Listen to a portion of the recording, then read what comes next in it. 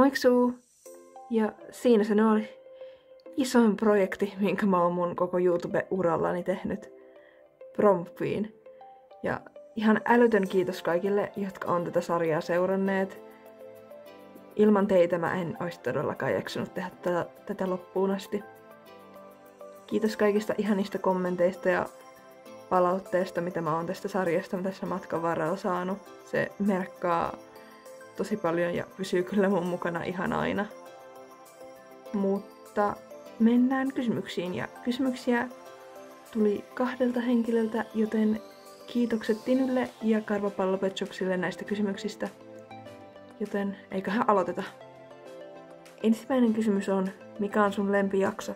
Ja mun lempijaksot on varmaan noin 2 viimeistä jaksoa, koska niissä tapahtui molemmissa tosi paljon kaikkea mielenkiintoista, ja sen lisäksi niissä myös ratkesi paljon sarjan aikana tapahtuneita asioita, ja mä oon myös tyytyväinen siihen editointipuoleen ja kuvauspuoleen ja siihen toteutukseen, että minkä näköisiä niistä jaksoista tuli.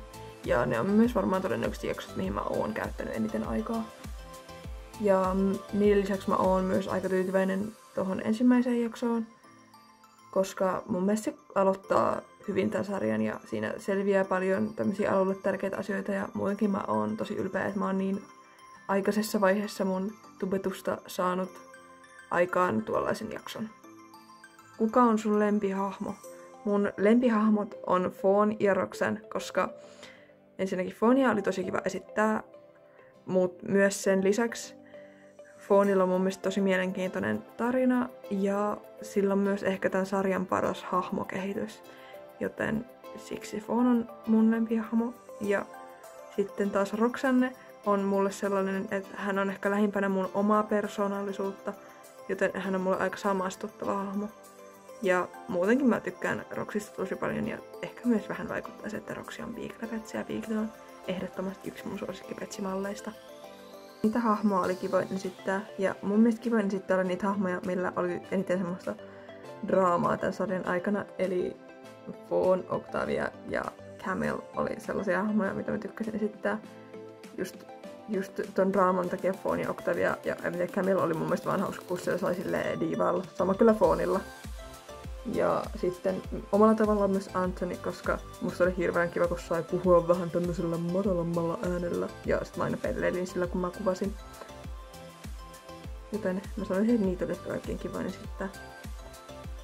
Inhokkihahmo, ja mun inhokkihahmo on Janet.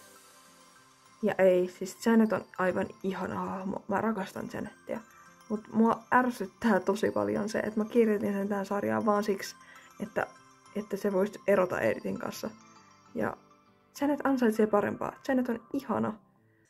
Ja myös tässä sarjassa on tosi paljon muita tommosia pienempiä hahmoja, joita mä en todellakaan lähde edes luettelemaan, koska mä en enää muista niitä kaikkia itekään.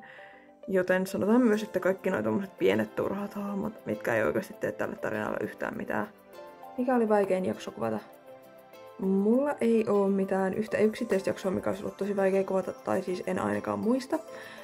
Mutta mä sanoisin, että kaikki jaksot, missä oli paljon kuvaamista ton lavan kanssa, koska siinä lavassa on ensinnäkin siinä on tosi vähän tilaa, sitten se on myös korkeuseroja ja pitää nostaa kamera semmoiselle hyvälle korkeudelle, ja siihen oli tosi hankala saada hyvä valaistus.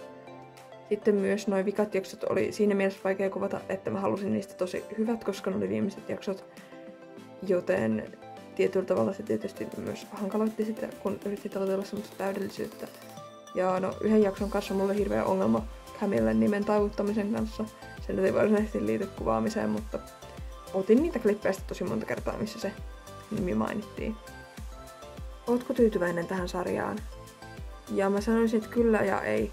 Oon tyytyväinen, että mä sain tämän sarjan ylipäätään tehtyä. Ja että tää päätyi siihen loppuratkaisuun, mihin oli alunperinkin tarkoitus. Ja silleen, tässä tapahtuu tosi paljon asioita, mitä mä en ehkä enää kirjoittaisi tähän sarjaan. Ja ylipäätään, jos mä nyt rupeisin tekemään tätä sarjaa, niin tää olisi aivan eri sarja. Ja no mä löydän joka jaksosta jostain virheitä, ja on monia asioita ihan kuvaamisen ja editoinnin osalta, mitä olisin voinut tehdä paremmin ja panostaa enemmän, mutta tää on nyt tällainen sarja, ja mä oon ihan tyytyväinen tähän ja ylpeä siitä, että mä sain tän tehtyä. Mikä oli sun lempikohtaus kuvata? Mun lempikohtaus kuvata oli varmaan Octavian poistuminen kilpailusta, koska mun mielestä se on vaan tosi hyvä kohtaus. En mä tiedä, oliko sen kuvaaminen mitenkään mukavaa, mutta mun mielestä siitä tuli hieno kohtaus ja se on hyvä kohtaus ja mä tykkään siitä Octavian puheesta siinä kohtauksessa. Ja mä oon tyytyväinen siihen kohtaukseen, niin mä sanoisin silleen, että se. Ja se oli kyllä myös aika vaikea kuvata, koska se kuvattiin kokonaan sillä lavalla, mistä puhuin tuossa aiemmin. Sen kanssa kuvaaminen ei ollut helppoa.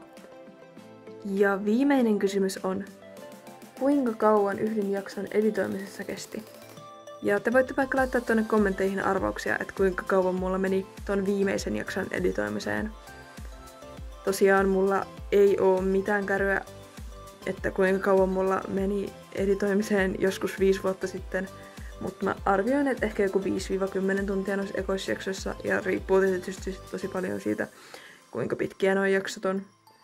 Ja sitten se kasvotaidon kehittyessä ja ylipäätään kun halus panostaa enemmän.